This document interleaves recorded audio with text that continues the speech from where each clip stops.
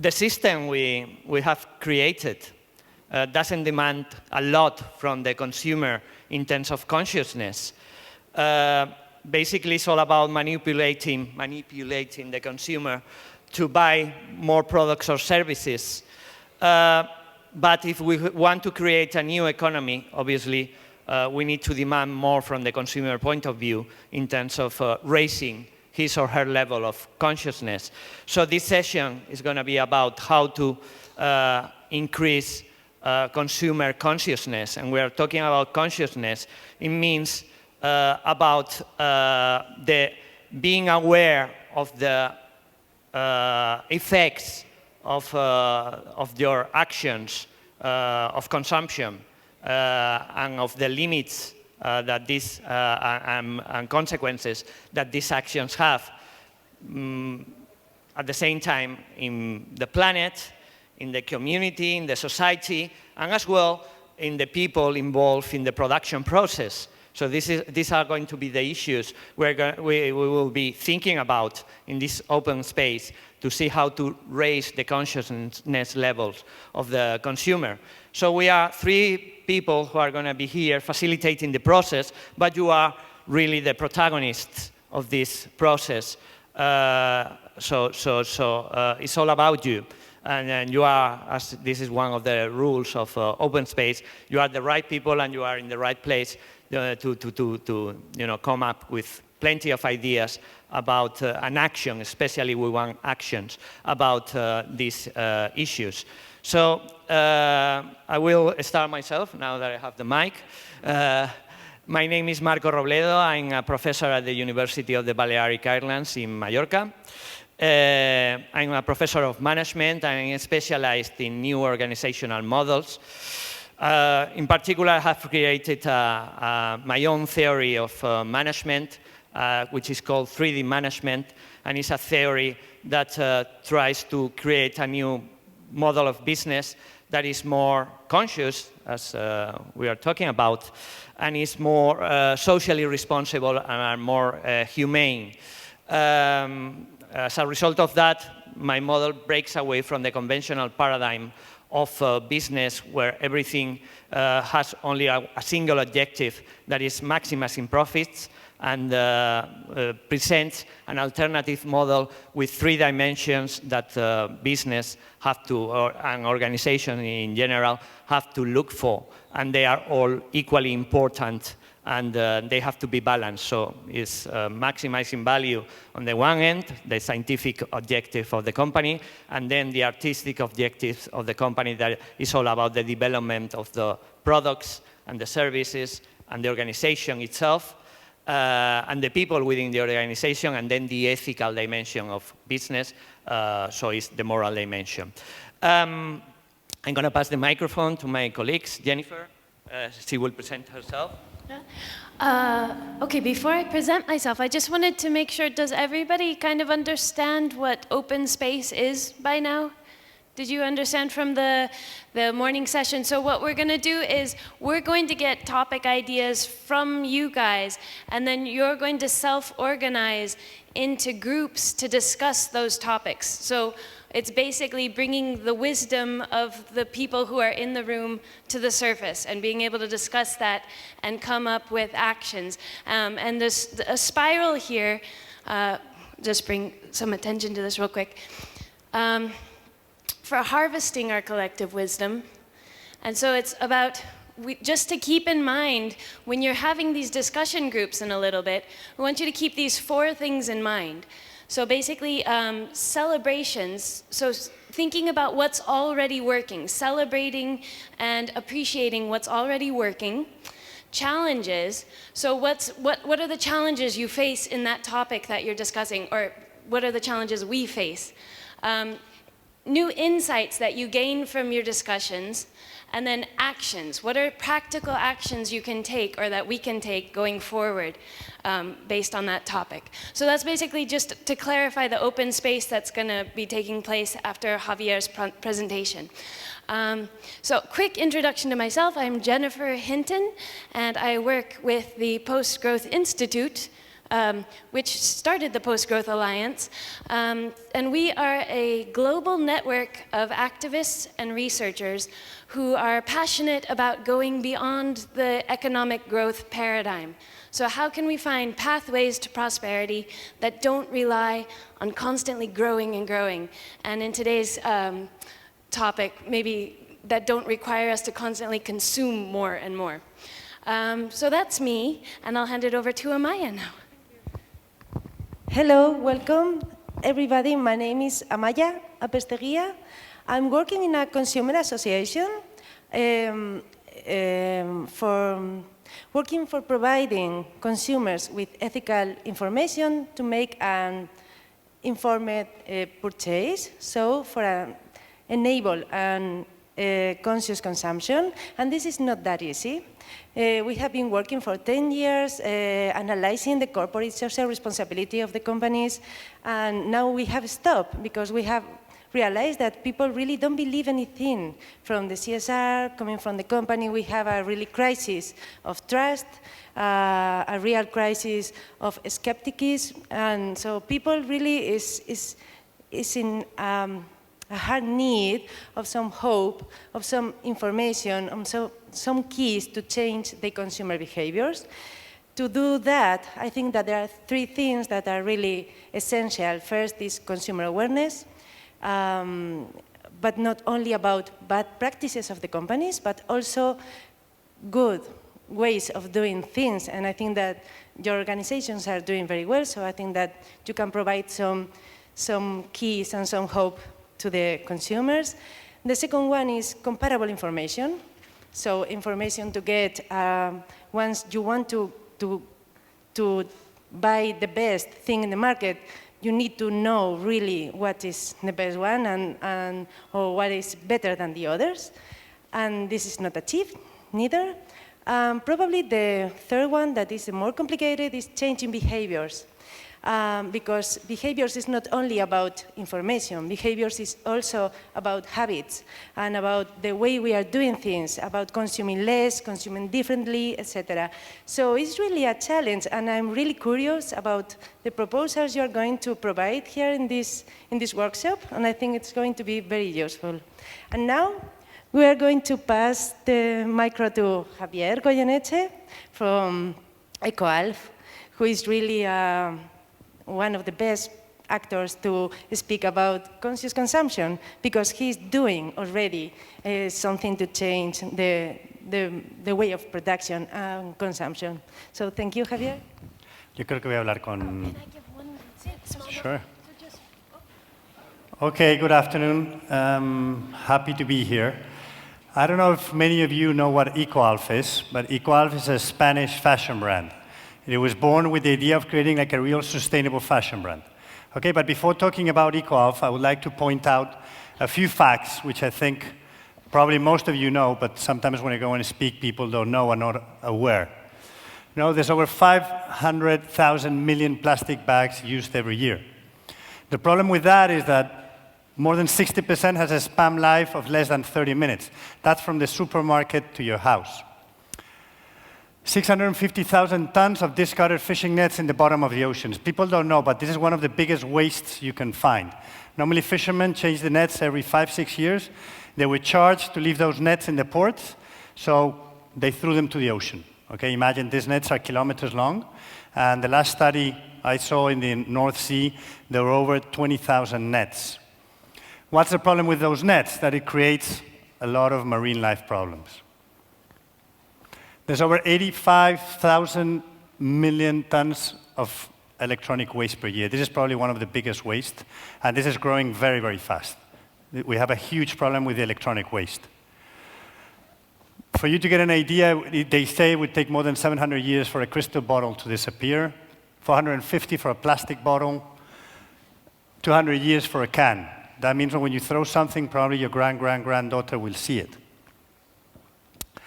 I put this because I remember like a year and a half ago, I received a phone call from the lawyer of the plastic community of Brussels. And she said, she was quite angry, and she said, Javier, you keep on talking bad about the plastic. And I said, I don't talk bad about the plastic. I talk bad about the usage of the plastic. If you're going to do a window which has to last for 200 years, then it's perfect you use plastic. But if you're going to use a cup which is going to last 3 seconds, there's probably another material you can use. The problem is that you go to the gym and people use 6, 7, 8 cups. They drink, they throw, they drink, they throw, they drink, they throw. So we're getting in a way where we just, I mean, we use that for forks, for knives, for plates, for glasses. I mean, that's millions and millions per minute. And we're not aware what's that costing, no? That's, for me, one of the biggest examples of misusage of plastic. Okay? This, I know, it's funny when you see it, no? Because, like, who had the idea to take the natural, no? Packaging of our fruit to put plastic on? Well, that if you go to a US supermarket, you will see 95% of the fruit is like that. That's what I'm talking about, using plastic in a very bad way. Well, they say over 200,000 million of plastic bottles are not collected every year. Here in Spain, Germany, they say we're collecting around 70% of the waste. If you go to India or Thailand or many other places, Morocco, you will see there's a mismanagement of the waste of over 80%. That means only 20% is collected. Probably some of you have already heard about the ocean gyres. They always talk about the one in the Pacific, which is, they say, is 2 times the size of Spain. But now they're talking about 5, and last time they're talking about 7. I had the chance to see one in the Gulf Coast of Thailand a few weeks ago, and it was over 15 kilometers long. It was a disaster. And it comes and it disappears. But the problem with that is that that's microplastic. So you won't find the plastic. That's the microplastic. What happens with the microplastic? Fish are eating the microplastic, and we are eating the fish. The last study in the US showed that 33% of the fish ready to be eaten had plastic inside. Okay, and that plastic is creating huge ecosystem problems. This is Los Angeles, claimed to be the most sustainable city in 2015. That photograph is from 2015. This is Sidon, 48 kilometers from Beirut, where they've been bombing for the last 40 years. They've been throwing all the waste near the coast. Those 2 guys you see there are on top of 1.5 meters of waste. The problem, what's that? Every time the wind blows, that comes to the ocean, and that comes all the way. It doesn't stay in Beirut. It's coming all the way. This is Hawaii. It used to happen once, twice per year. Now it's happening once, twice per month. This is an incredible cemetery of tires in the Pacific. Somebody decided it was a great place to throw the tires. It's over 18 kilometers long. Well, this is one of the huge problems. Coral has disappeared 40% in the last 25 years, but the problem is that in the last 10, it's been the biggest disaster because of the heat, the contamination of the water. Everest. I was reading yesterday in the newspaper, there's going to be an expedition of France going to clean the top of Everest, which they claim there's over 45 tons of waste. That's a place where we don't live, and we're creating waste, because we are the only animal which creates a waste that the planet is not able to absorb. Okay, well, I could keep on talking and talking, but I mean, it was just to give a few facts, because people think that this is not a problem, and we have a huge problem. We have a double problem. First of all, we're using 5 times more natural resources than the planet is able to produce. So there can come a moment where we have a lack of natural resources. Second of all, we're creating tons and tons and tons of waste, which we are hiding below the sea level. We're hiding it, we're burning it, or we're just leaving it around. And that's something which is going to create a lot of problems. Okay, what does Equalve do? Equalve was born with the idea to create, as I said, a sustainable fashion brand. We thought the most sustainable thing to do was not to keep on using natural resources in a careless way. So we thought recycling could be a solution if we were able to make like a new generation of recycled products with the same quality and design as the best non-recycled. That way, there would be no need to keep on digging deeper and deeper to get petrol, but we could transform what you call waste, in our case, into polymer, yarn, fabrics, and product. Okay? As I always say, Equalve doesn't take the blanket of the grandmother to make a backpack. Okay? We use the waste. Through sophisticated process of R&D, we transform that waste into polymers. Okay? Basically, we're recycling discarded fishing nets. Most of those fishing nets are nylon 6, which is the best quality nylon you can get in the world. Plastic bottles, which is polyester. We all have polyester right now with us. Used tires, post-consumer coffee, post-industrial and post-consumer cotton. That means the leftovers of the factories and the cotton you throw away. And the same thing with wool. Okay. Basically, we have developed over 150 different fabrics in the last 3 years from different ways. All these fabrics are 100% recycled from used plastic bottles. Basically, we say we need like 70 plastic bottles to create 1 meter of yarn. And basically, well, that down jacket has a bit more than 1 meter, so that's why we claim we use 80.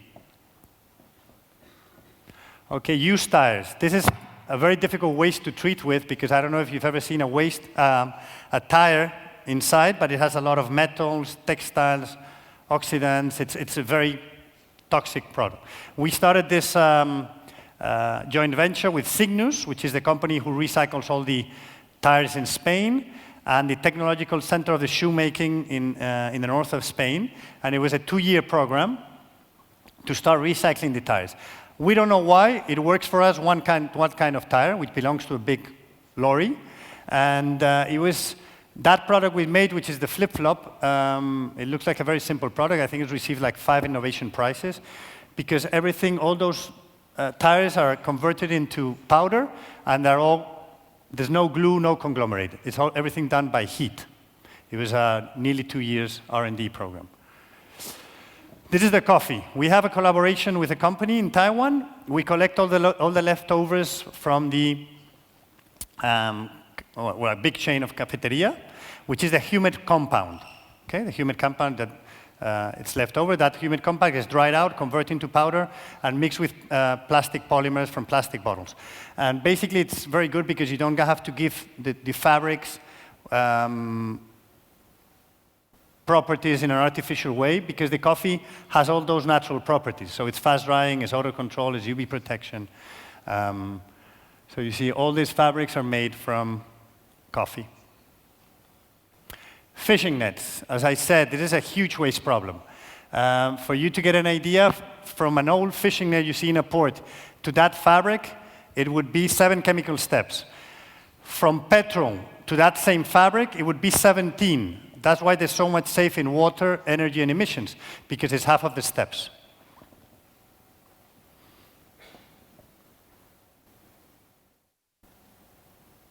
Cotton.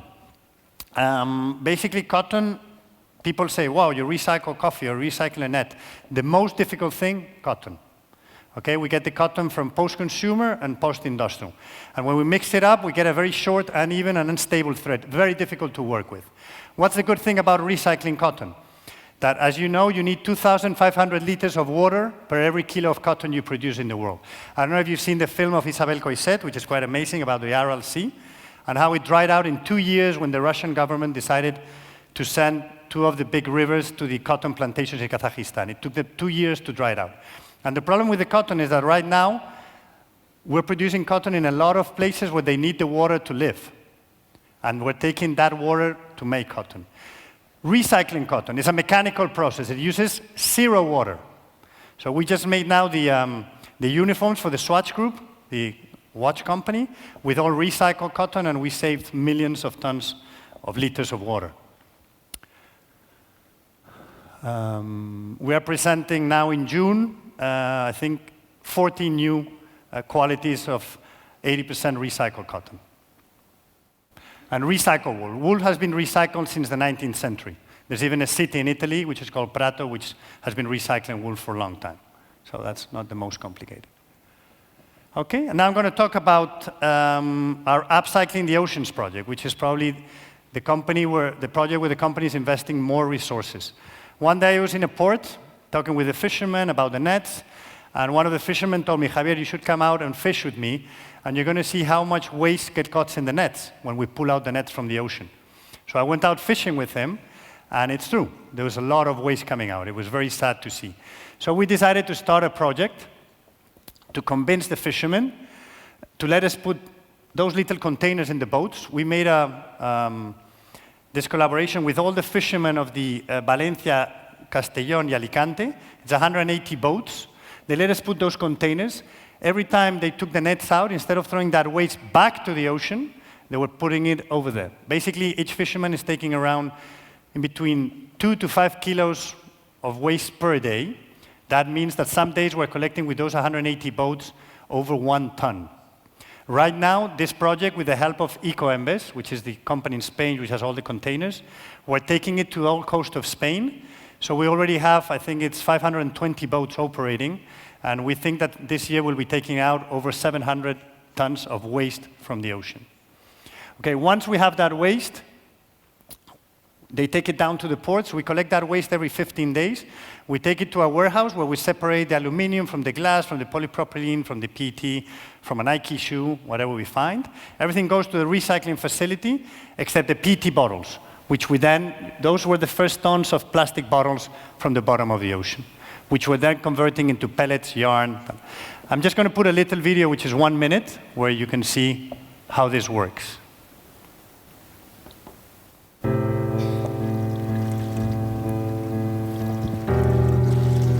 A strange and harmful species has colonized our oceans. Marine debris. Every year, more than 6 million tons of garbage is thrown into the sea, silently polluting every square meter of the ocean and killing even more marine species than climate change affects. If we continue polluting at this rate, the amount of debris in the ocean will duplicate in the next 10 years. We have to change the way we interact with nature and find solutions that ensure our planet's life expectancy.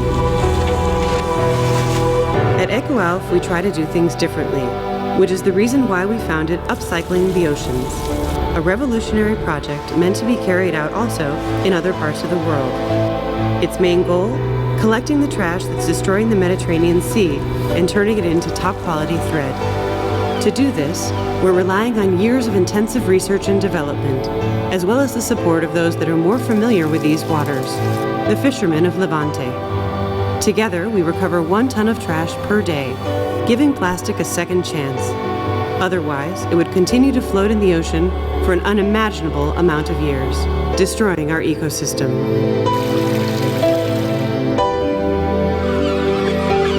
There is too much at stake to continue to stand by and do nothing about it. This is the reason why we created the EcoAlf Foundation. Apart from cleaning marine debris, we also raise public awareness on the abuse of natural resources. We can't keep on living on this planet as if we had another one to go to.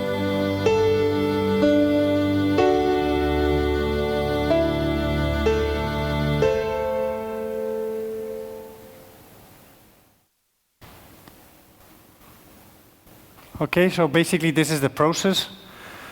So when we collect it, we convert it into flakes, pellet, yarn, fabric, product, and we start again. Basically, this has been a huge investment program because the quality of our yarn depends on the quality of our waste.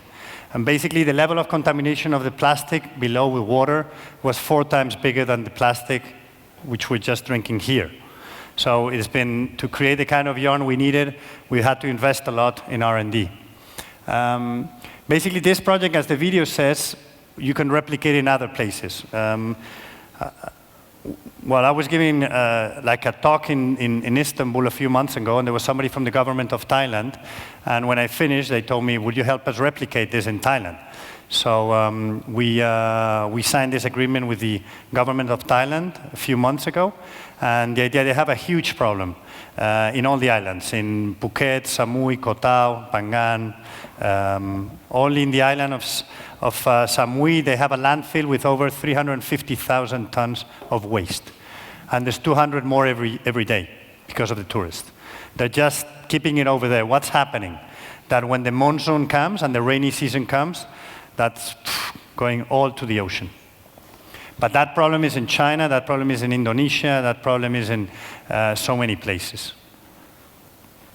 In Thailand, we're not only going to collaborate with the fishermen, we're also going to collaborate with the beach cleaning associations and with the scuba diving associations. We made a trial test in Phuket a few months ago with 1,000 divers, and we took out 7.5 tons of waste in 1 day. That was 7.5 kilos of waste per diver in 1 day. So imagine how is that bottom of the ocean.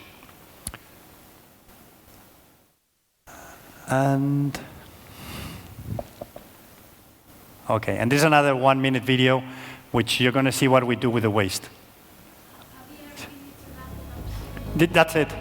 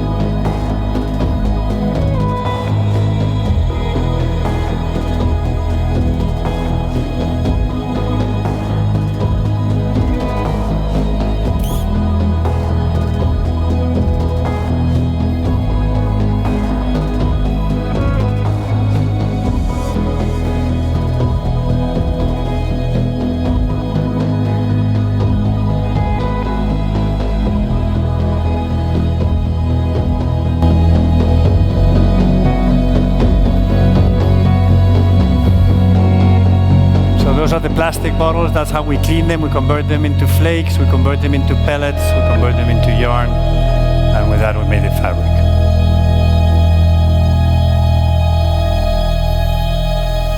Okay.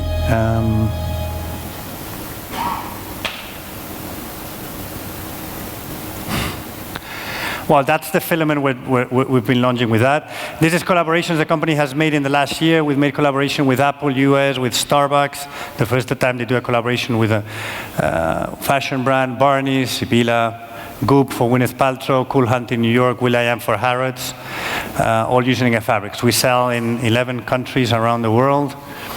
And this is our flagship store in Spain. And this is it. Thank you very much.